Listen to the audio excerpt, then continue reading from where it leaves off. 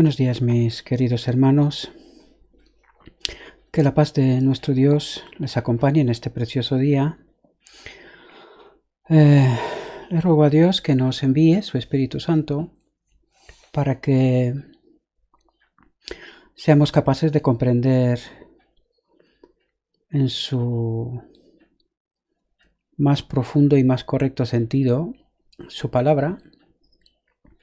Hoy trataremos lo que tratamos de explicar desde hace casi desde el principio en realidad, este momento glorioso del final del tiempo, cuando la humanidad y la divinidad será restaurada, cuando este remanente final será vestido de ropa de gala, y a partir de este momento no volveremos a pecar nunca más durante la eternidad o para la eternidad. Así que hoy vamos a tratar de repasar un capítulo del volumen 5 de Testimonios, titulado exactamente así, Josué y el ángel, y que hace referencia a la profecía de Zacarías 3:3, que hoy vamos a tratarlo a detalle y vamos a intentar comprender qué es lo que nuestro Dios trata de explicarnos, ¿verdad? Si el velo que separa el mundo visible del invisible pudiese alzarse y los hijos de Dios pudiesen contemplar la gran controversia que se riñe entre Cristo y los ángeles santos y Satanás y sus huestes perversas en torno a la redención del hombre, si pudiesen comprender la admirable obra que Dios realiza para rescatar las almas de la servidumbre del pecado y el constante ejercicio de su poder para protegerlas de la malicia del maligno, estarían mejor preparados para resistir los designios de Satanás. Esto quiere decir que tenemos una preparación que hacer, ¿verdad? Su mente se llenaría de solemnidad en vista de la vasta extensión e importancia del plan de la redención. Y atentos aquí. Y la magnitud de la obra que tienen delante de sí como colaboradores de Cristo. Lo hemos tratado en otras reflexiones y aquí vamos a entenderlo una vez más, que esta es una obra conjunta, ¿verdad? Quedarían humillados, aunque estimulados, sabiendo que todo el cielo se interesa en su salvación. Todo el cielo se interesa en nuestra salvación. Entendemos el gran conflicto. El gran conflicto está entre Cristo y Satanás, ¿verdad? Sus ángeles y los ángeles caídos, para nuestra redención, ¿verdad? Pero el conflicto es mayor todavía, porque tiene que ver con el carácter de Dios. Ya lo tratamos en otras reflexiones, ¿verdad? En la profecía de Zacarías se nos da una muy vigorosa e impresionante ilustración de la obra de Satanás y la de Cristo, y del poder de nuestro mediador, ¿verdad? Mediador para vencer al acusador de su pueblo. En santa visión, el profeta contempla a Josué, el sumo sacerdote. Y aquí atentos, vestido de vestimentas viles. Pero cuando nos está diciendo esto, y lo vamos a ver un poco más adelante, ¿verdad? Quiere decir que hay una diferencia entre, ¿cómo lo explico? Nosotros no podemos obrar perfección, ¿verdad? Por lo tanto, llegaremos a este momento sin esa perfección. Precisamente a partir de este momento en adelante es cuando vamos a ser hechos perfectos, cuando la humanidad y la divinidad será restaurada como en Adán antes de pecar, ¿verdad? Por lo tanto, debemos de entender que no podemos obrar perfección por nosotros mismos, ni tampoco antes de este momento. ¿Entendemos? En Santa Visión, el profeta contempla a Josué, el sumo sacerdote, vestido de vestimentas viles, de pie delante del ángel, suplicando la misericordia de Dios en favor de su pueblo, que se halla profundamente afligido. Profundamente afligido, eso está diciendo, nos está mandando directamente al día de la expiación, ¿verdad? Que aquí estamos justo al final del día. Pero ¿qué es lo que hacía el pueblo en el día de la expiación? Pues estaba profundamente afligido, ayuno y oración, y en silencio, estando atentos a la obra que hacía el sumo sacerdote en el lugar santísimo, ¿verdad? Esa es la referencia que dice aquí, profundamente afligido, ¿verdad? Entiende realmente la profundidad del tema del pecado, ¿verdad? Satanás está a su diestra para resistirle. Por haber sido elegido Israel para conservar el conocimiento de Dios en la tierra. No sé si os habéis dado cuenta. Fijaos, dice, Satanás está a su diestra para resistirle. Por haber sido elegido Israel, ¿cuál Israel? El moderno, nosotros. Haber sido elegido Israel para conservar el conocimiento de Dios en la tierra. ¿Entendéis? Había sido desde el mismo principio de su existencia como nación, ahora se referencia desde Israel antiguo y hasta el presente, ¿verdad? Había sido desde el mismo principio de su existencia como nación el objeto especial de la enemistad de Satanás. Y éste se había propuesto causar su destrucción. Y aquí debemos de entender claramente que si no estaríamos protegidos por los ángeles de Dios, ¿verdad? Aquí no quedaría ninguno. ¿Entendéis? Porque eso es lo que él pretende hacer, causar la destrucción del pueblo de Dios. No podía hacerles daño mientras los hijos de Israel fueran obedientes a Dios. ¿Lo entendemos? No podía hacerles daño mientras los hijos de Israel fueran obedientes a Dios. Por lo tanto, había dedicado todo su poder y astucia a inducirlos a pecar. ¿Veis la línea tan delgada y fina que es entre obedecer y desobedecer? Es una línea muy fina y tenemos que darnos cuenta de eso, mis queridos hermanos.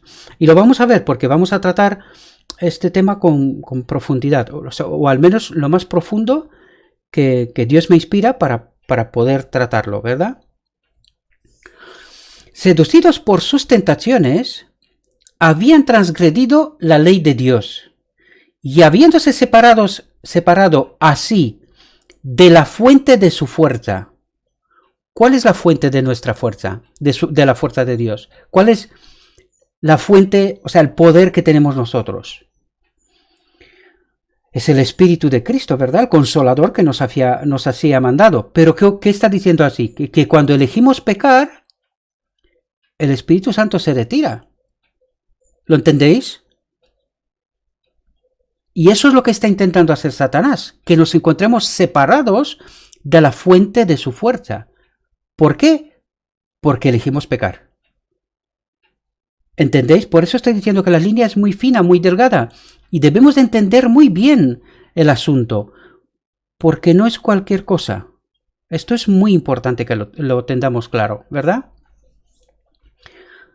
Vuelvo a leer la frase, ¿verdad? Seducidos por sus tentaciones, habían transgredido la ley de Dios y habiéndose separado así de la fuente de su fuerza, es decir, del Espíritu Santo, se les había dejado caer presa de sus enemigos paganos. se puede interpretar históricamente con Israel y también se puede interpretar enemigo, o sea, caer presas de nuestros pecados, ¿verdad? De aquello que hemos elegido hacer, ¿verdad? De aquel que hemos elegido pecar.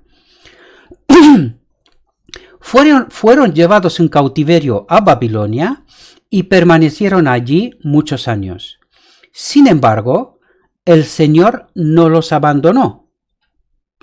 Les envió sus profetas con reproches y amonestaciones. Y eso lo ha hecho Dios antiguamente, pero recordad que en el presente Dios también envía sus mensajeros, ¿verdad? ¿Quiénes son sus mensajeros? Todos aquellos que estudian la verdad, entienden el gran conflicto y predican la verdad sin condiciones, ¿verdad? Sin herir, sin dañar, pero la verdad tal cual. Cuando digo esto, trata todos los temas, exactamente como lo hace el espíritu de profecía, ¿verdad? Como lo hace Elena de White. Lo que pasa es que Dios envió a la profeta, pero ahora la profeta está en el descanso, Dios envía, y lo ha hecho a través de, o sea, desde entonces, en todos los tiempos, ha enviado sus mensajeros, ¿verdad? Que no necesariamente tienen que ser los maestros de Israel, ¿no? Sino que cualquiera de nosotros, todos somos pueblo santo, recordad, ¿verdad? Y con eso no quiero decir nada en contra de ningún maestro de Israel. Yo mismo soy maestro de Israel. Yo soy anciano de iglesia, por lo tanto, esto va contra mí, ¿verdad? Me incluyo. Pero tenemos que entenderlo claramente, que no debemos de vernos limitados, sino que nosotros tenemos que transmitir el mensaje que se nos da. Y punto. ¿Sí? Les envió sus profetas con reproches y amonestaciones. El pueblo despertó, vio su culpabilidad, se humilló delante de Dios y volvió a él con verdadero arrepentimiento. Quiere decir que hay más de un tipo de arrepentimiento, ¿verdad? Un falso arrepentimiento y un verdadero arrepentimiento, al menos, ¿sí? Entonces el Señor le envió mensajes de aliento, declarando que le libraría del cautiverio y le devolvería su favor. Esto era lo que Satanás quería resueltamente impedir. Entonces, y ahora, un remanente de Israel había vuelto ya a su patria y Satanás estaba tratando de inducir a las naciones paganas, que eran sus agentes. Un detalle, las naciones paganas eran sus agentes, a destruirlo completamente.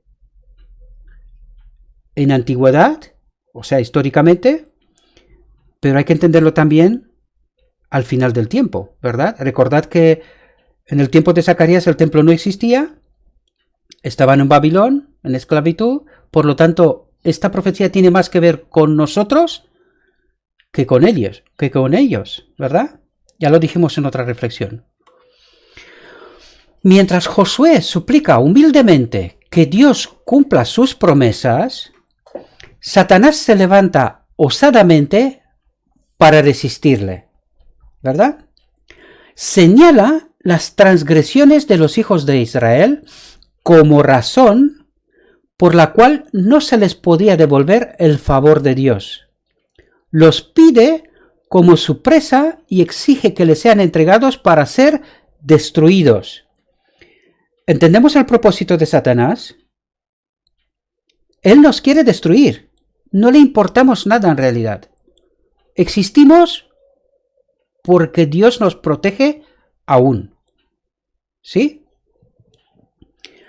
Lo digo en términos generales, ¿verdad?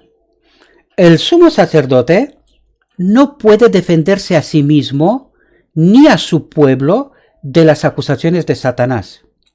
No sostiene que Israel esté libre de culpas. Y este asunto lo vamos a tratar enseguida, hay que entenderlo muy bien, ¿sí? Porque esto no es como un libre permiso, oye, total, si no podemos obedecer, pues vivimos como podemos y ya está. No, esto no funciona así. Sí, y enseguida lo entenderemos un poco mejor, ¿sí? En sus andrajos sucios, que simbolizan los pecados del pueblo, que él lleva como su representante, está delante del ángel, confesando su culpa. ¿Entendéis? Esta es lo que hemos de hacer, y eso es lo que está haciendo Josué, ¿no? Confesando su culpa, señalando, sin embargo, su arrepentimiento y humillación. ¿Lo entendemos? Fiando en la misericordia de un Redentor que perdona el pecado, y con fe, hay que entender muy bien qué es fe, ¿sí? Ya lo tratamos en otras exposiciones, se aferra a las promesas de Dios. Entonces el ángel, que es Cristo mismo, el Salvador de los pecadores, hace callar al acusador de su pueblo, declarando: Jehová te reprenda, oh Satán, Jehová que ha escogido a Jerusalén te reprenda. ¿No es ese tizón arrebatado del incendio? Israel había estado durante largo tiempo en el horno de la aflicción. A causa de sus pecados, había sido casi completamente consumido en la llama encendida por Satanás y sus agentes para destruirlo.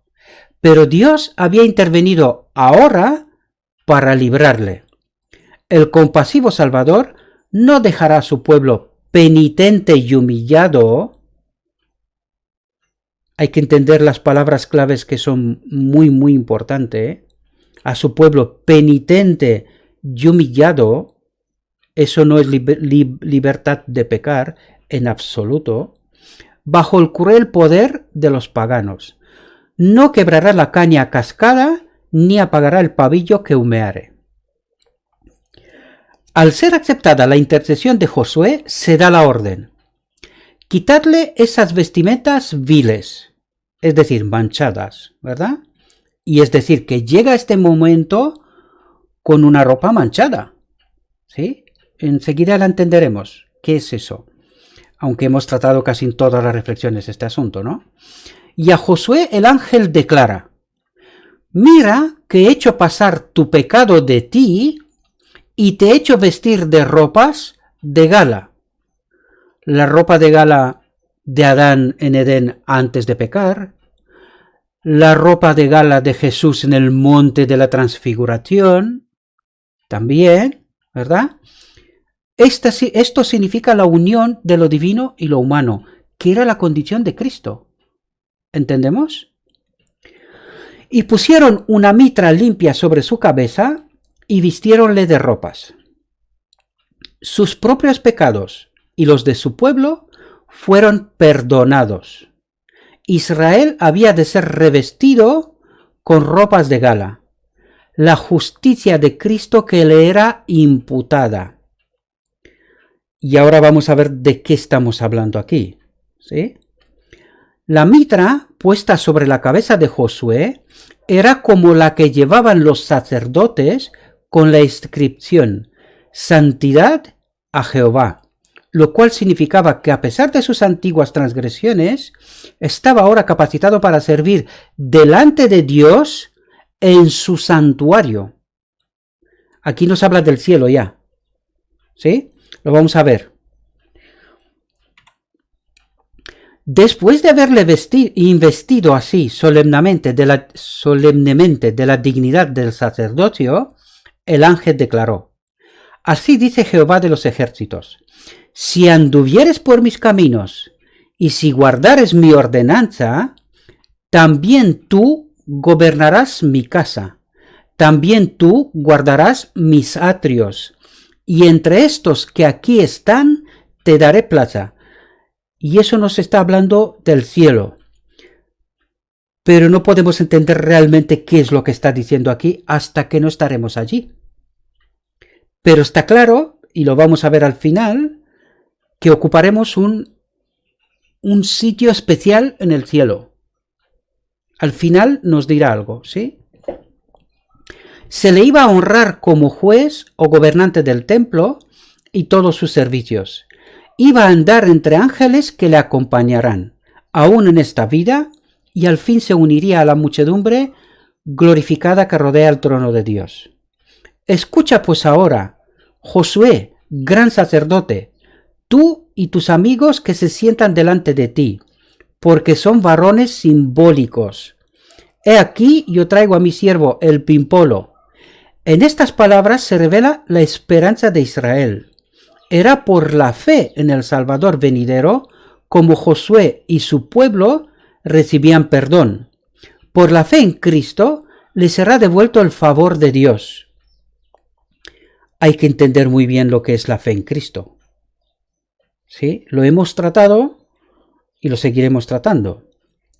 En virtud de sus méritos, si andaban en sus caminos y guardaban sus estatutos, serían hombres simbólicos, honrados como los escogidos del cielo entre las naciones de la tierra.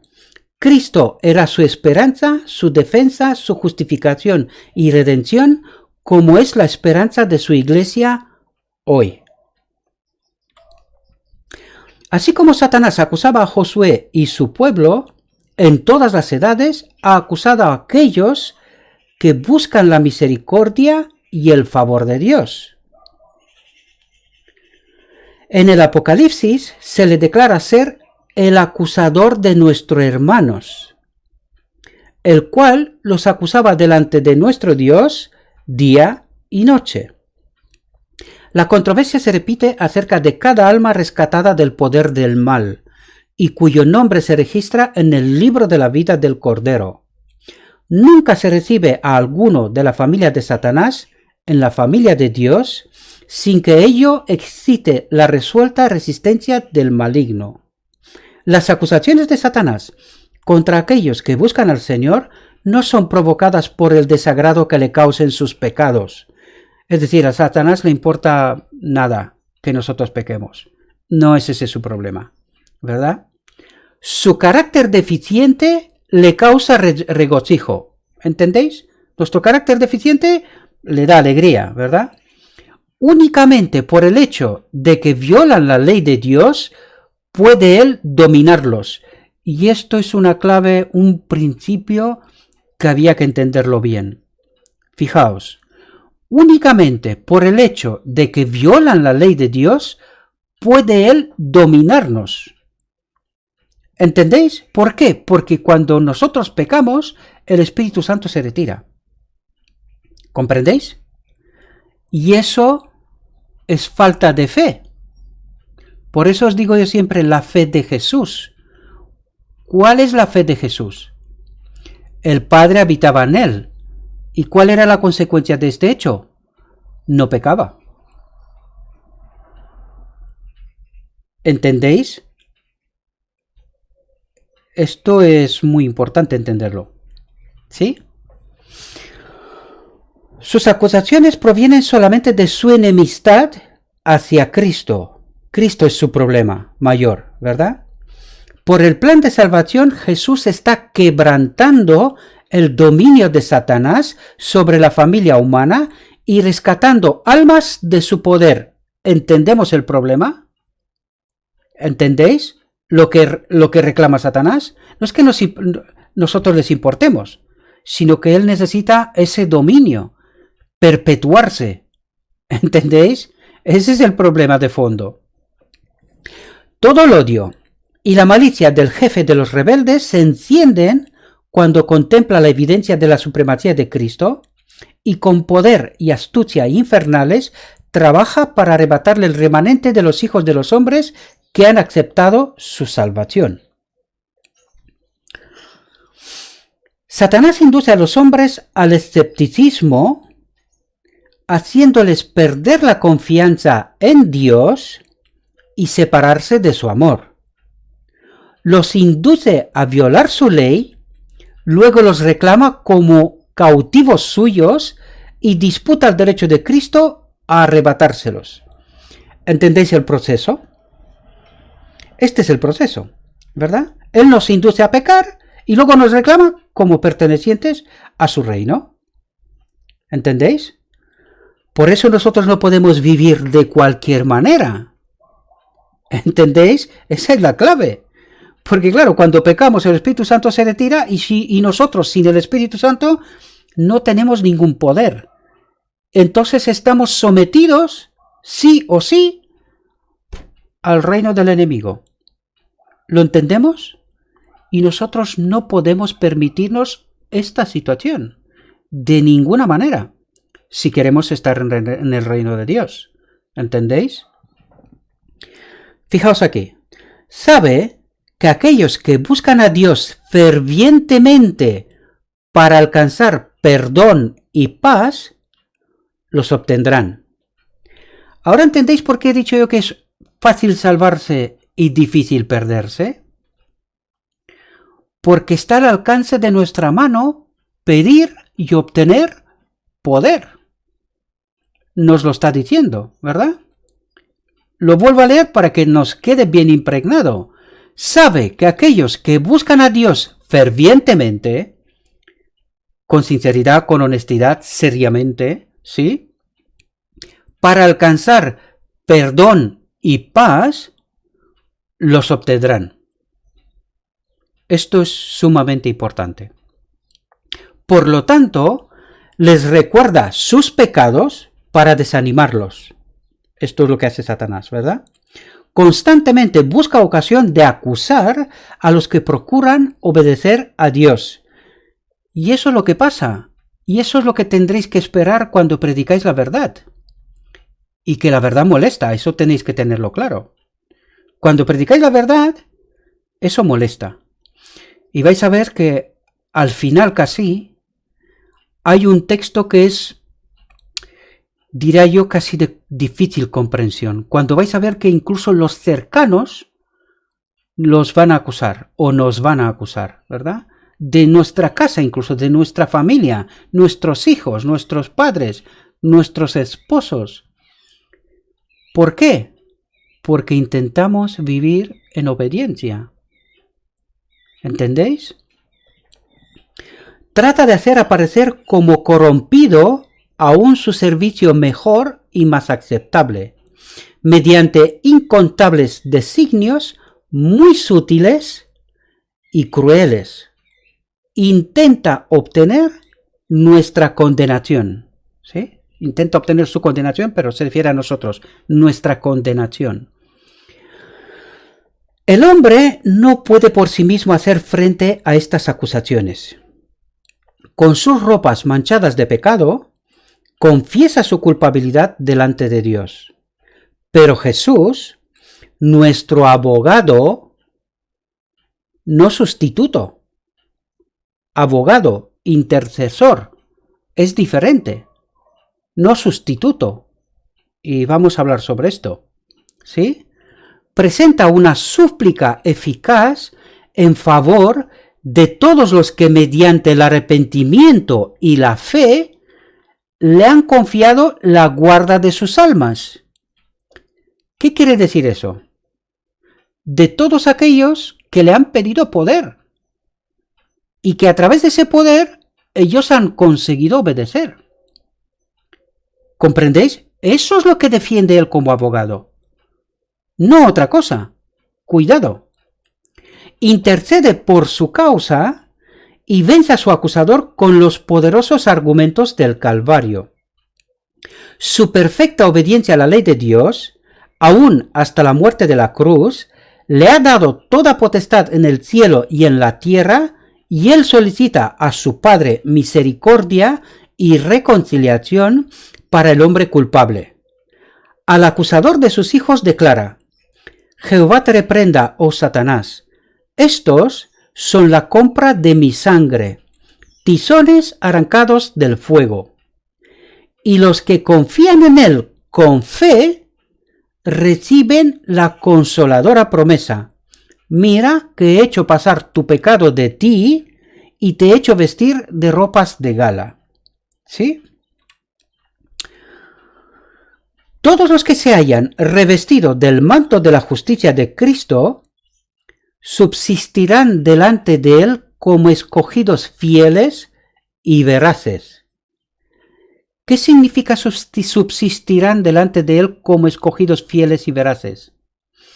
Mirad, hermanos, el hombre, o sea, el pecado en la presencia de Dios se destruye, se volatiliza, si queréis decir así, desaparece.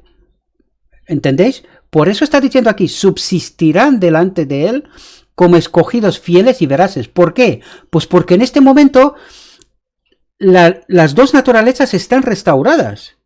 Si no fuera así, no resistiremos. ¿Entendéis? No moriremos.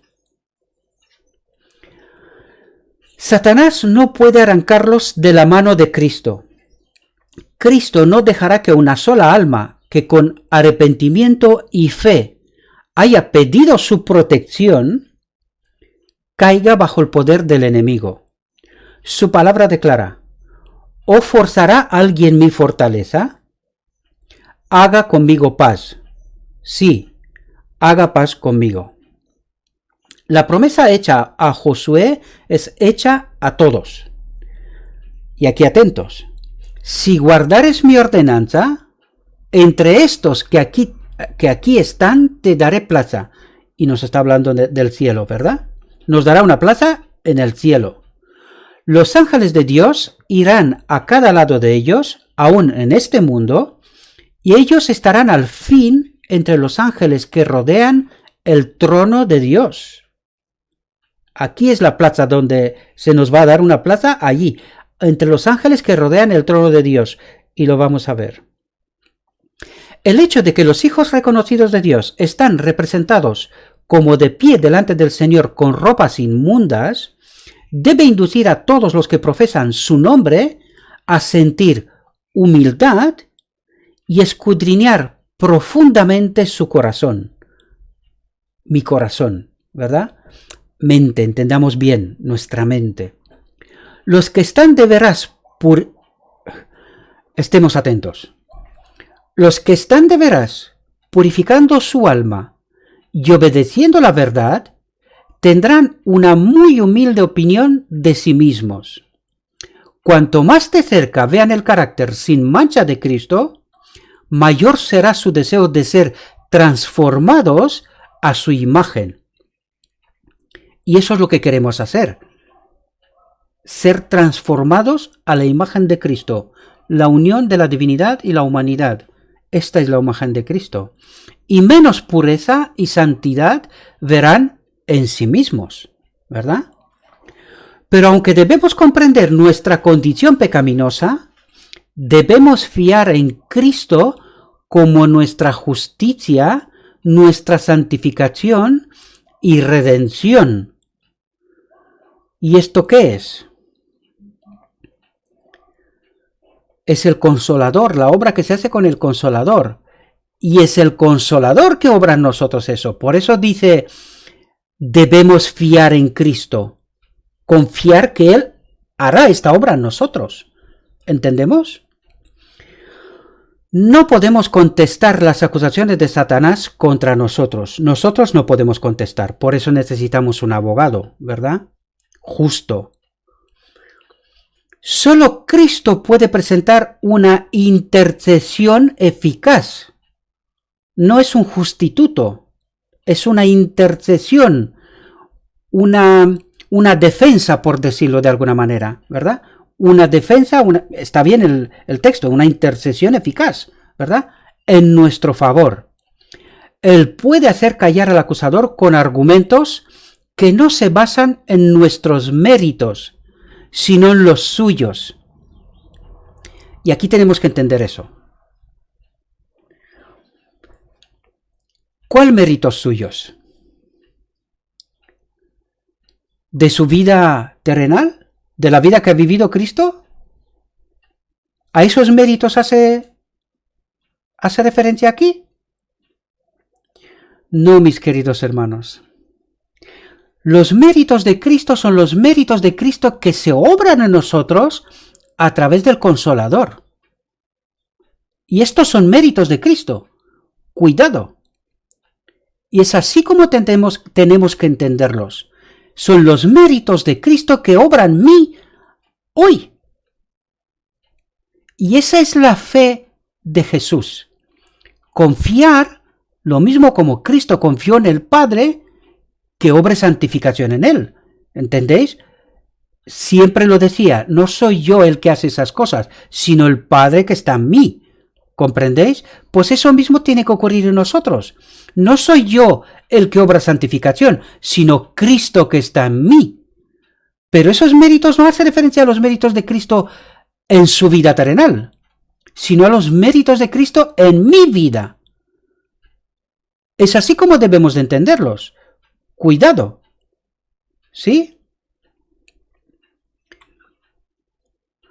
Sin embargo, no debemos conformarnos con una vida pecaminosa. ¿Qué quiere decir aquí? Es decir, lo que muchos cristianos entienden hoy, como que Cristo es como a ver, se me fue la palabra. Como que Cristo nos representa en el cielo y que yo puedo vivir, total, si Él obra mi santificación, pues yo vivo descuidado, ¿verdad? Y nos olvidamos que esta obra es una obra conjunta. ¿Qué significa eso? Que yo tengo que procurar elegir no pecar. ¿Qué significa esto?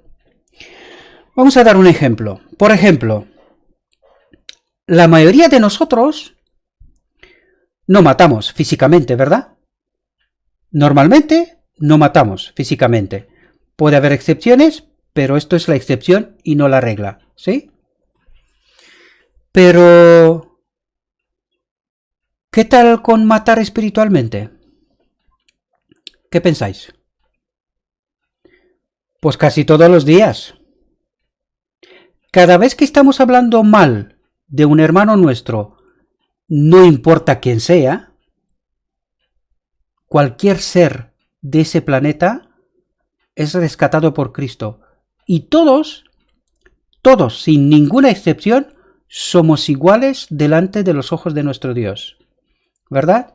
Bien, poner eso claro, dejar esto claro, ahora entender claramente, cuando estamos hablando mal, clasificando a algún hermano, este es mejor que el otro, este es no sé cómo diferente al otro, y este es no sé cómo y diferente al otro, o hablando mal de cualquier otra cosa de nuestro hermano, la Biblia nos dice que espiritualmente lo hemos matado. Ahora pregunta, si físicamente podemos elegir, ¿verdad?, para no matar, y eso nos resulta más o menos más fácil, normalmente, cuando estamos hablando de matar espiritualmente, esto ya es más complicado. Es una elección, también, pero resulta que lo estamos haciendo casi todos los días. Casi todos los días, si estamos atentos, podemos darnos cuenta que estamos hablando o pensando mal de alguien. Por lo tanto, ¿para ese tipo de pecados necesitamos poder de lo alto? En realidad necesitamos poder para todos, ¿verdad? Pero resulta que algunos pecados son más fáciles de obedecer y otros no tanto. ¿Comprendéis? Porque nuestra mente funciona con un sistema operativo que está virusado, ¿verdad? O sea, que es que no estamos bien. Por lo tanto, hay ciertas cosas. Hay gente, por ejemplo, que tiene el hábito de mentir. Y pelea mucho con este hábito de mentir, ¿verdad? Sin embargo, es un hábito que lo tiene, ¿verdad? Otros tienen de robar, en fin, cada uno de nosotros tenemos una puerta trasera por donde Satanás se mete en nuestra mente, ¿verdad? Una debilidad, un hábito, ¿verdad? Pues ese tipo de pecados, queridos hermanos, los tiene que obrar Cristo en nosotros. Pero eso no es tan fácil es fácil decirlo, pero no tan fácil de hacerlo. ¿Por qué? Porque implica una elección constante, confiar plenamente en Dios y recibir poder de lo alto. Para que eso no ocurra como hábito, sino como excepción. Ya lo estudiamos en reflexiones anteriores y esto es una línea muy delgada, muy fina, que la traspasamos con mucha facilidad muchas veces. Y esto es falta de fe. La Biblia la categoriza como falta de fe. Por eso Apocalipsis 14:12 dice: los que guardan los mandamientos de Dios y la fe de Jesús. No es porque sí, sino porque aquí hay una pelea conjunta. Nosotros de rodillas le pedimos a Dios poder, ¿verdad? Y obramos en consecuencia. Y Dios, viendo nuestro deseo, pues nos dará poder, ¿verdad? Nos dará poder. ¿Cometeremos pecado? Sí, por naturaleza, pero no por elección. ¿Entendéis las diferencias? No es fácil, lo sé, porque estas son también mis luchas, ¿verdad? No es fácil. Pero tenemos que confiar plenamente en nuestro Dios, que recibiremos poder para vencer. Y estoy convencido que si pensáis en vuestra vida, tenéis hábitos que antes teníais ciertos hábitos que desde cuando os habéis entregado a Cristo por completo, con sinceridad, con honestidad, habéis dejado de practicar ciertos hábitos. Si lo pensáis, os vais a dar cuenta que es así. Pues ahora queda pelear con todos los demás. Pero no llegaremos a la perfección y esta obra, recordad, no es nuestra. Es del Espíritu Santo. Por eso nos estábamos diciendo lo que decíamos antes, es que estos méritos también serán de Cristo, no son nuestros. Porque no seremos salvos por alguna obra nuestra. ¿Entendéis? Lo único que hacemos nosotros es pedir poder de lo alto y elegir no pecar. ¿Comprendéis? No hay nada más. Todo lo demás lo está haciendo Dios. Incluido la oración, incluido elegir no pecar, ¿verdad? Pero se entiende que nosotros tenemos libertad de escoger. Y aquí Dios no entrará. Por lo tanto, nosotros tenemos que elegir no pecar. Y pedirle a Dios poder para ejecutarlo, ¿verdad? De eso se trata. Por eso el texto nos viene y nos dice aquí: sin embargo, no debemos conformarnos con una vida pecaminosa. Debiera despertar a los cristianos e inducirlos a un celo y fervor mayores para vencer el mal. De eso se trata, de lo que estábamos diciendo antes. Es decir, esta obra es una obra conjunta. Tenemos que vernos delante de la ley tal cual como estamos. Entonces necesitamos ir a Cristo y recibir poder. Que Él obre en nosotros esos méritos que los defenderá en el lugar santísimo. ¿Entendéis? A pensar que todo defecto del carácter, todo punto en el cual ellos no alcanzan la norma divina, es una puerta abierta por la cual Satanás puede entrar a tentarlos y destruirlos, y además que todo fracaso y defecto de su parte da ocasión al tentador y a sus agentes para echar oprobio sobre Cristo. ¿Lo entendemos? Es justo lo que os estaba comentando hasta ahora. Cuando nosotros elegimos pecar, abrimos una puerta por donde Satanás entra y nos hace pecar más todavía. Y después de hacer eso, nos condena, ¿verdad? Delante de Cristo. Dice: este ya es mío, porque ha pecado, te ha deshonrado. ¿Lo entendéis el mecanismo, cómo funciona? Y fijaos aquí. Debemos dedicar toda energía del alma a la obra de vencer, de elegir, ¿entendéis? Y acudir a Jesús a fin de recibir fuerza para hacer lo que no podemos hacer nosotros mismos.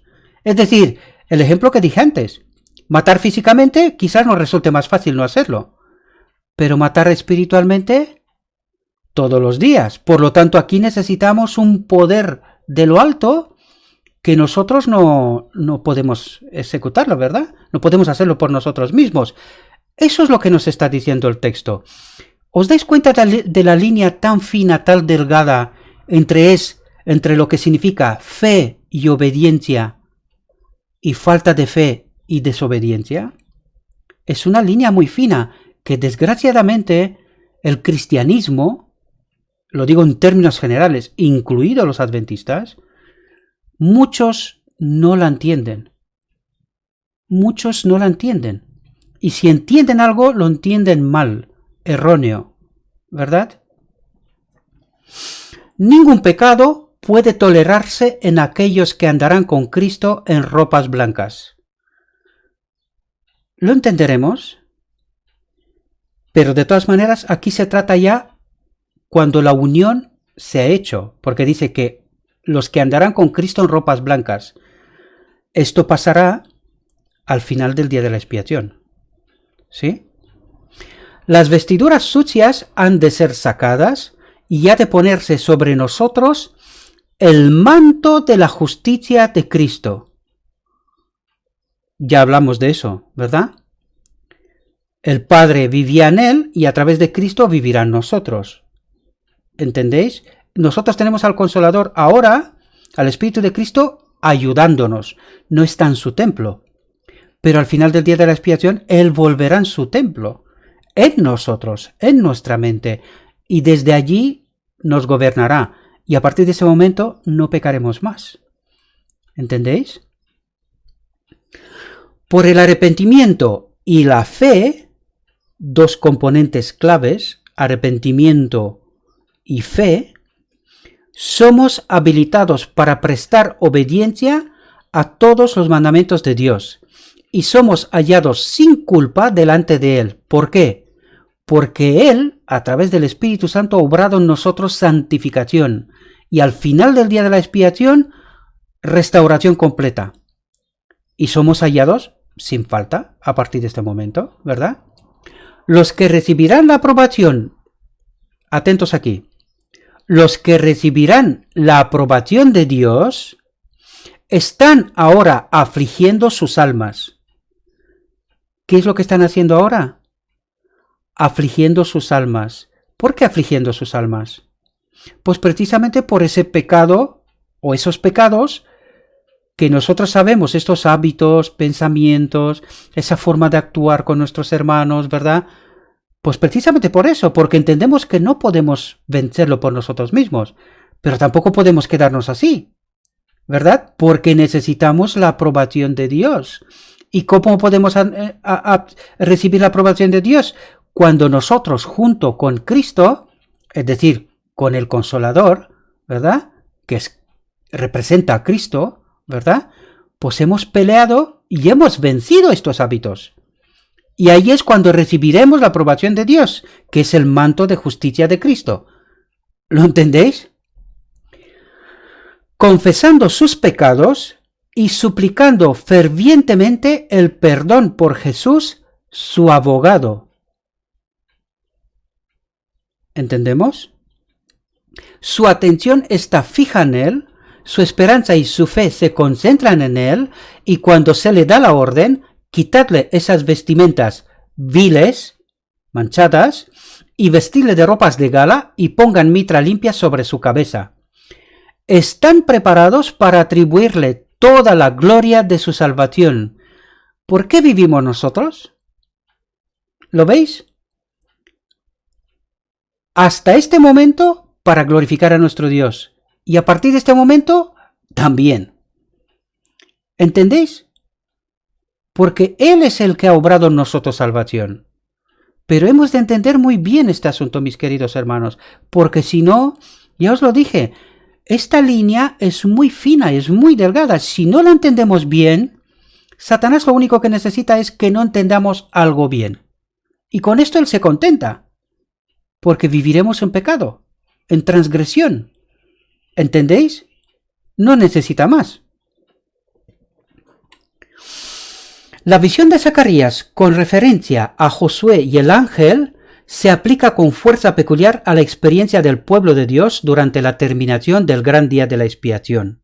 La iglesia remanente será puesta en grave prueba y angustia. Estaremos probados. ¿Sí? La iglesia remanente será puesta en grave prueba y angustia. Los que guardan los mandamientos de Dios y la fe de Jesús sentirán la ira del dragón y de su hueste. ¿Entendéis? Como un león rugiente irá por nosotros. Pero no hay que tener miedo. En ese momento nosotros estamos sellados. Lo humano y lo divino está restaurado. Por lo tanto, podemos resistirle. ¿Entendéis? Porque a partir de ese momento ya no pecaremos. ¿Verdad? Satanás considera a los habitantes del mundo súbditos suyos. Ha obtenido el dominio de las iglesias apóstatas. Pero ahí está este pequeño grupo que resiste su supremacía. ¿Cuántos son? Dice pequeño grupo. Ay, por desgracia no mucha gente entenderá este mensaje. Por desgracia. Mucha gente confiará en el hombre más que en Dios, desgraciadamente. Por eso este es un pequeño grupo, porque ese pequeño grupo han estudiado las Escrituras, con el poder del Espíritu Santo las han entendido, las ha vivido y alcanzarán ese momento. Por eso son un pequeño grupo. ¿Entenderéis?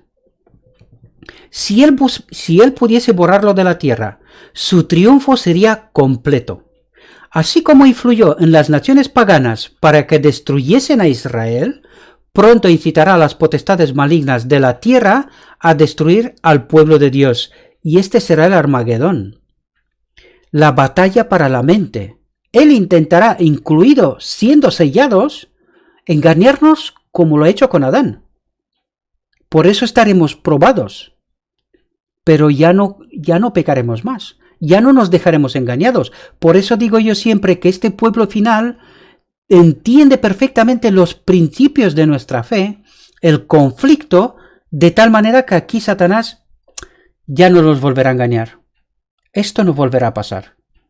¿Entendéis? Por eso ese pequeño grupo es un pequeño grupo, porque no mucha gente entenderá precisamente este asunto. Por desgracia lo digo. Por desgracia, con todo el amor del mundo. Pero lo que está escrito, hermanos. No podemos decir lo que no está escrito. ¿Entendéis? Lo que sí podemos hacer es ahora, mientras esté de día, pues entender este mensaje y aceptarlo. ¿Entendéis? Todo lo que se requerirá será que se rinda obediencia a los edictos humanos en violación de la ley divina. ¿Entendéis lo que necesita Satanás? Que obedezcamos más al hombre que a Dios. Es lo único que necesita. De cualquier manera. Y si pensáis que estando en la iglesia adventista eso no va a pasar, pues estáis engañados. Algún día hablaremos de con profundidad. Nadie piense que al estar en la iglesia adventista está salvo. Cuidado. Solamente bajo el poder de Dios podemos estar a salvo. Pero hasta este momento del que estamos hablando, nadie está del todo a salvo. Cuidado. Cuidado. Los que quieran ser fieles a Dios y al deber serán. Y aquí os lo voy a comentar esto porque es que me está pasando, ¿verdad? Los que quieran ser fieles a Dios y al deber serán amenazados, denunciados y proscritos. Serán traicionados por padres y hermanos y parientes y amigos. Y durante mucho tiempo yo no entendía cómo esto es posible. Pues solamente así es posible, queridos hermanos. Como os lo he dicho aquí, la línea es tan delgada que si nos quedamos bajo la sombra y el poder de Satanás, él es así como obra, con los cercanos, haciéndonos desconfiar, dudar, en fin, metiéndonos en depresión en realidad, porque él nos quiere matar. Él entiende que ese pequeño remanente para él significa el fin de la vida. ¿Comprendéis? Por lo tanto, él necesita vivir, necesita que el ser humano siga viviendo pecando, pecando y pecando, para que Dios, Jesús, no pueda acabar su obra del lugar santísimo. ¿Entendéis? Y es así como hará que incluso los más cercanos, y no quiero decir que en mi casa me están, no estoy diciendo eso, al menos por ahora no me está pasando, ¿no? Pero, quién sabe, todo es posible. Pero todos los que quieran ser fieles al deber, a Dios, pues experimentarán esto. Y también en el mundo, ¿verdad? Esta es la batalla del Armagedón. Todos los poderes político, económico, eclesiástico, los cercanos, los amigos, todos a por nosotros. Para que este pequeño grupo no se forme nunca. Y así Satanás se perpetúa en vivir aquí. Eso es lo que está haciendo. Por eso nosotros decimos que Dios tarda. No, Dios no tarda. Es que lo que tarda es entender que ese pequeño grupo entienda el conflicto. Por eso Dios tiene paciencia con nosotros, ¿verdad? Porque todavía este pequeño grupo no se ha formado. Pero ahora, ya lo he dicho, se está formando. Cada vez hay más gente que entiende el Evangelio, alza la voz y predica la verdad. Y quien entenderá, entenderá. Y quien no, pues desgraciadamente se perderá. Su única esperanza se cifra en la misericordia de Dios. Su única defensa será la oración. Como Josué intercedía delante del ángel, la iglesia remanente con corazón quebrantado y fe ferviente suplicará perdón y liberación por medio de Jesús, su abogado. Sus miembros serán completamente conscientes del carácter pecaminoso de sus vidas, verán su debilidad e indignidad, y mientras se miren a sí mismos, estarán por desesperar. El tentador estará listo para acusarlos, la batalla del Armagedón, lo decíamos, ¿no? Como estaba listo para resistir a Josué. Señalará sus vestiduras sucias, su carácter deficiente, presentará su debilidad e insensatez, su pecado de ingratitud, cuán poco semejantes a Cristo son, lo cual ha deshonrado a su Redentor. Así obra. Así obra. Se esforzará para espantar las almas con el pensamiento de que su caso es desesperado, de que nunca se podrá lavar la mancha de su contaminación. Esperará destruir de tal manera su fe que se entreguen a sus tentaciones, se desvíen de su fidelidad a Dios y reciban la marca de la bestia. ¿Sí? Satanás insiste delante de Dios en sus acusaciones contra ellos. Declara que por sus pecados han perdido el derecho a la protección divina. ¿Lo entendéis? Un mecanismo. Y reclama el derecho de destruirlos como transgresores. ¿Entendéis quién va a destruir la humanidad al final? Fijaos lo que está diciendo aquí. ¿Quién lo hace? Pues no lo hace Dios, mis queridos hermanos. Lo hace Él. ¿Entendéis? Eso es lo que está buscando siempre. Siempre lo ha buscado y siempre lo hará. ¿Verdad? Los declara tan merecedores como Él mismo de ser excluidos del favor de Dios. ¿Entendéis? Son estos, dice, los que han de tomar mi lugar en el cielo y el lugar de los ángeles que se unieron conmigo. Estos pecadores, esos transgresores. ¿Os dais cuenta? El acusador. Mientras profesan obedecer la ley de Dios, ¿han guardado sus preceptos? ¿No han sido amadores de sí mismos más que de Dios? ¿Entendéis? Mecanismo. ¿No han sido más amadores más de sí mismos que de Dios? ¿Veis cómo actúa? ¿Lo entendéis? ¿No han puesto sus propios intereses antes que su servicio? ¿Entendéis? ¿No han amado las cosas del mundo? ¿Entendéis, queridos hermanos, lo que está haciendo? ¿Y cómo nos quiere ganar? ¿Entendéis? Mira los pecados que han señalado su vida. Contempla su egoísmo, su malicia, su odio mutuo. como nos odiamos, como somos egoístas, no nos amamos unos a otros, como nos comportamos mal unos con otros, ¿verdad? Pensando mal, tratándonos mal, clasificándonos y todas esas serie de cosas. ¿De dónde vienen? De Satanás. Y eso nos tiene que decir algo. Si pienso y actúo de esa manera, eso me tiene que decir algo. Que no estoy bajo la protección del Espíritu Santo, sino que estoy bajo protección de otro espíritu. Por eso os digo yo, cuidado, mis queridos hermanos, porque la línea es tan fina,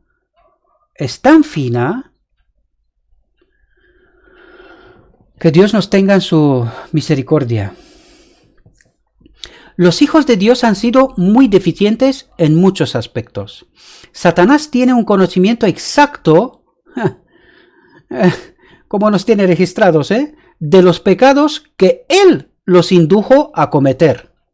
Y los presenta de la manera más exagerada, declarando: me desterrará Dios a mí y a mis ángeles de su presencia, y sin embargo recompensará a aquellos que han sido culpables de los mismos pecados. ¿Entendéis el fondo, el trasfondo del asunto? ¿Lo entendéis? Es que lo está diciendo él mismo. ¿Entendéis la línea? Tú no puedes hacer esto con justicia, oh Señor. Tu trono no subsistirá en rectitud y juicio. La justicia exige que se pronuncie sentencia contra ellos. Pero aunque los seguidores de Cristo han pecado, no se han entregado al dominio del mal. ¿Qué quiere decir esto? Que cada vez que han pecado, lo han tenido en cuenta, se han arrepentido y han procurado no volver a hacer. Las palabras de Jesús: vete y no peques más. No le ha dicho nunca: descuídate, no te preocupes, que yo estoy aquí para limpiar pecados, no hay problema. Esa no es la forma, mis queridos hermanos. Cuidado. Han puesto a un lado sus pecados, han buscado al Señor con humildad y contrición, y el abogado divino intercede en su favor. ¿Entendéis cómo actúa? El que ha sido el más ultrajado por su ingratitud, el que conoce sus pecados y también su arrepentimiento es clave, declara: Jehová te reprenda, oh Satán. Yo di mi vida por estas almas, pero ¿cuáles? Las que se han arrepentido y no vuelven a vivir en pecado. ¿Comprendéis? Están esculpidas en las palmas de mis manos. Los asaltos de Satanás son vigorosos, sus engaños terribles, pero el ojo del Señor está sobre sus hijos. Su aflicción es grande, las llamas del horno parecen estar a punto de consumirlos. ¿Entendéis la grande que es lucha? Por eso digo, es batalla de Armagedón, la batalla sobre nuestra mente, a ver quién convence más. ¿Entendéis? Pero Jesús los sacará como oro probado en el fuego. Su índole terrenal debe ser eliminada. Su naturaleza terrenal debe ser eliminada para que la imagen de Cristo pueda reflejarse. ¿Entendéis la lucha y el trabajo que se tiene que hacer, queridos hermanos? Para que la imagen de Cristo pueda reflejarse perfectamente, deben vencer la incredulidad. Y nosotros pensamos que creemos. Pues nosotros necesitamos esa fe. Esa fe. Han de desarrollar fe, fijaos, la pone primera, fe, esperanza y paciencia. ¿Por qué esperanza y por qué paciencia después de fe? Fe es que Dios obrará en nosotros santificación. Por eso necesitamos fe. Pero cuidado, ya lo tratamos hasta aquí. Es una fe que obra. Es una fe viviente. Cuidado, no es una fe descuidada, porque esa no es fe. Eso es otra cosa. ¿Entendéis? Esperanza y paciencia, ¿por qué? Para que Dios lleve a cumplimiento hasta que se forme este pequeño grupo. ¿Lo entendéis? Por eso Cristo no ha venido hasta ahora. porque necesitábamos entender bien este mensaje, bien esas verdades. Y cuando ese pequeño grupo esté formado, que es pequeño porque al final será pequeño, pero que Dios en realidad quiere que seamos todos, pero que desgraciadamente no va a ser así, ¿sí? Ojalá que no sea así, ¿me entendéis? Pero se necesita ese pequeño grupo. Y ese pequeño grupo no está formado todavía. Estamos en ello, ¿verdad? Eso es lo que estamos tratando de hacer. Sí. Los hijos de Dios están suspirando y clamando por las abominaciones hechas en la tierra. Aquí tenemos que estar también atentos, porque vais a ver que estamos incluidos nosotros también. Con lágrimas advierten a los impíos. ¿Hay alguna línea de separación? No. Impíos dentro de la iglesia y fuera de la iglesia. ¿Entendéis? Con lágrimas advierten a los impíos el peligro que corren al pisotear la ley divina. Es clave entender eso. Y con indecible tristeza se humillan delante del Señor a causa de sus propias transgresiones. Los impíos, fijaos lo que tiene que esperar este tipo de gente, ¿verdad? Los impíos, ¿solo de fuera de la iglesia? No. De la iglesia también, ¿verdad? Gente que no han entendido el mensaje, que no han entendido y que viven pensando que sí, pero que no.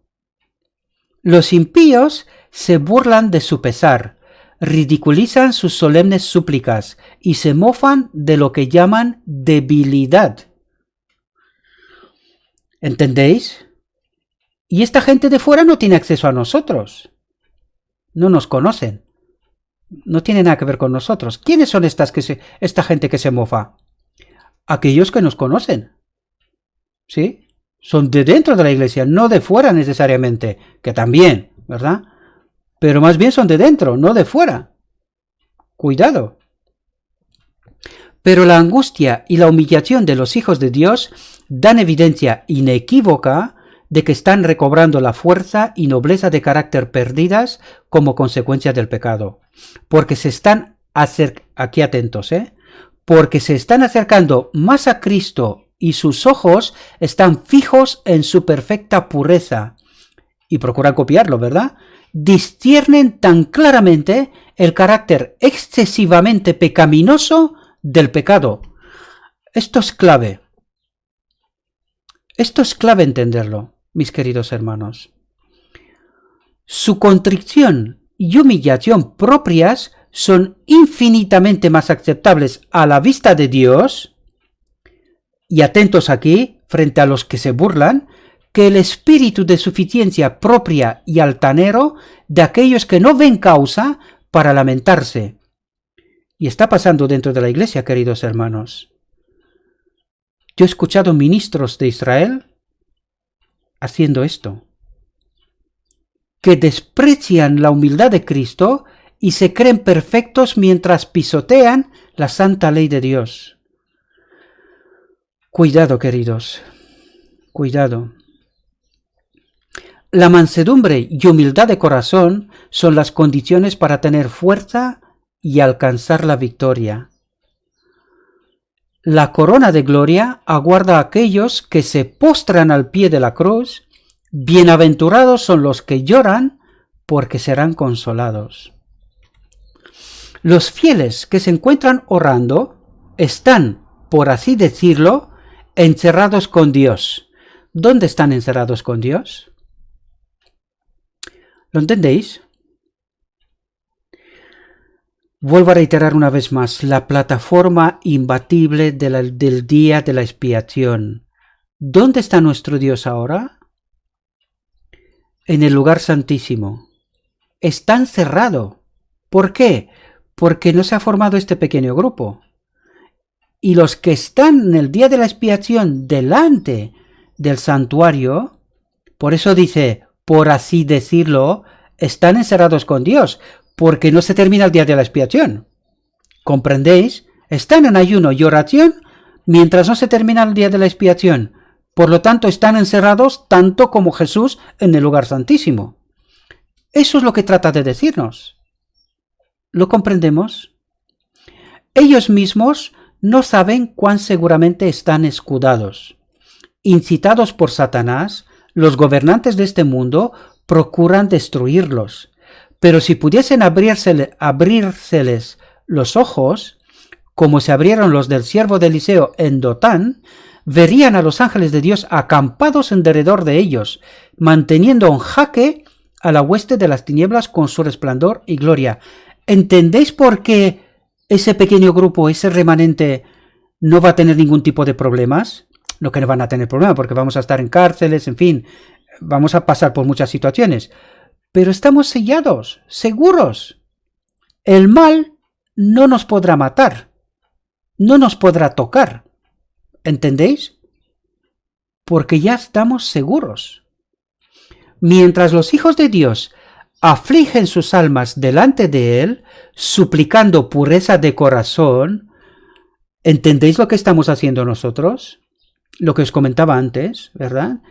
Como somos conscientes de cada pecado, de cada hábito, de cada cosa que no está bien en nuestra vida, pues eso es lo que estamos haciendo. Dice, mientras los hijos de Dios afligen sus almas delante de Él, suplicando pureza de corazón, se le da la orden: quitadle esas vestiduras viles, y se pronuncian las alentadoras palabras: mira que te he quitado de ti tu pecado, y te he hecho vestir de ropas de gala. Se pone sobre los tentados, probados, pero fieles hijos de Dios, el manto sin mancha de la justicia de Cristo. Ya hablamos lo que es, se me ha adelantado el tiempo. El remanente despreciado queda vestido de gloriosos atavios que nunca han de ser ya contaminados por las corrupciones del mundo. No pecaremos más. Sus nombres permanecen en el libro de la vida del Cordero, registrados entre los fieles de todos los siglos. Han resistido los lazos del engañador. Han resistido los lazos del engañador. No hay un sustituto. Lo recalco porque esto es la clave. Mucha gente piensa eso y es erróneo. Es erróneo, queridos. Tenemos que ganar esa batalla con el poder de Dios, pero tenemos que ganarlas. Amén. Eso es lo que digo. Ahora están eternamente seguros de los designios del tentador. Sus pecados han sido transferidos al originador de ellos. Lo que pasa al final del día de la expiación, ¿verdad? Sale el sumo sacerdote y coloca los pecados sobre el macho cabrío, ¿sí? Y ese remanente no solo es perdonado y aceptado, sino honrado. Atentos ahora, porque es algo importante que nos habla de lo que pasará allá arriba. Una mitra limpia es puesta sobre su cabeza. Fijaos aquí. Han de ser reyes y sacerdotes para Dios. ¿Dónde? Ahí arriba. O sea, arriba. En el cielo, quiero decir. ¿Me entendéis? Mientras Satanás estaba insistiendo en sus acusaciones y tratando de destruir esta hueste, los ángeles santos invisibles iban de un lado a otro poniendo sobre ellos el sello del Dios viviente. Ellos han de estar sobre el monte de Sión con el Cordero. ¿Dónde quería estar Satanás? ¿Recordáis de reflexiones anteriores? ¿Dónde quería estar él? En el monte de los dioses. ¿Dónde vamos a estar nosotros, estos que han de ser reyes y sacerdotes para Dios? Fijaos, ellos han de estar sobre el monte de Sión con el Cordero. Es decir, es la corte del Rey de Reyes, de Jesús. Fijaos, teniendo el nombre del Padre escrito en sus frentes, cantan el nuevo himno delante del trono, ese himno que nadie puede aprender sino los 144.000 que fueron redimidos de la tierra. Estos son los que siguen al Cordero por donde quiera que va. Estos fueron comprados de entre los hombres por primicias para Dios y para el Cordero. Primicias para Dios y para el Cordero. Ya lo comentamos alguna vez. ¿Por qué primicias? Es la primera generación de esa tierra que no pecan. Por eso son primicias. ¿Entendéis? Y en sus bocas no ha sido hallado engaño, porque ellos son sin mácula delante del trono de Dios. Entonces se cumplirán completamente estas palabras del ángel. Escucha pues ahora, Josué, gran sacerdote, tú y tus amigos que se sientan delante de ti, porque son varones simbólicos. He aquí, yo traigo a mi siervo, el Pimpolo. Cristo es revelado como Redentor y Libertador de su pueblo. Entonces serán en verdad los que forman parte del remanente, varones simbólicos, cuando las lágrimas y la humillación de su peregrinación sean reemplazadas por el gozo y la honra en la presencia de Dios y del Cordero. En aquel tiempo, el renuevo de Jehová será para hermosura y gloria, y el fruto de la tierra para grandeza y honra, a los librados de Israel. Y acontecerá que el que quedare en Sión y el que fuere dejado en Jerusalén será llamado santo. Todos los que en Jerusalén están escritos entre los vivientes. Bueno, mis queridos hermanos, me disculpo de nuevo, pero esos temas son temas profundos, necesitamos entenderlos bien, mis queridos hermanos. Porque ¿qué sentido tendría que nuestro Dios mande mensajeros al final del tiempo si todo lo tenemos claro? No tendría ningún sentido, pero Dios manda mensajeros al final del tiempo para corregir esos errores, ¿verdad? Y que no son pocos, por desgracia, porque Satanás se ha encargado de engañarnos igual que al pueblo judío. Igual. ¿Me entendéis? Espero que esta reflexión os ayude, mis queridos hermanos, que os sirva y que podáis entender realmente el gran conflicto y cómo trabaja Satanás. Una vez más he intentado traer delante de vosotros para que entendáis cómo trabaja Satanás, ¿verdad?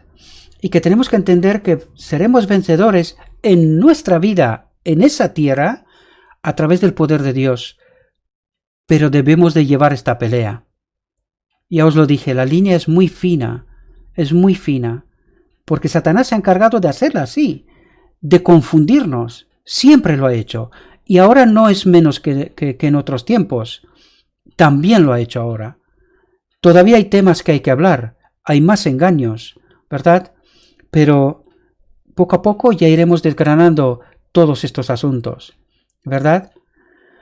Espero que Dios os acompañe, que os ayude, que os mande el Espíritu Santo, que podáis entender este mensaje, pero sobre todo, queridos, recordad, una vez que habéis entendido este mensaje, tenéis que transmitirlo, porque vuestra salvación también depende de eso. No podéis estar callados. Necesitamos que se forme este remanente y sacar del lugar santísimo a nuestro Rey. ¿Entendéis? Que Dios os bendiga, que tengáis un próspero día. Todo lo que os he dicho, lo he dicho en nombre de Cristo. Amén.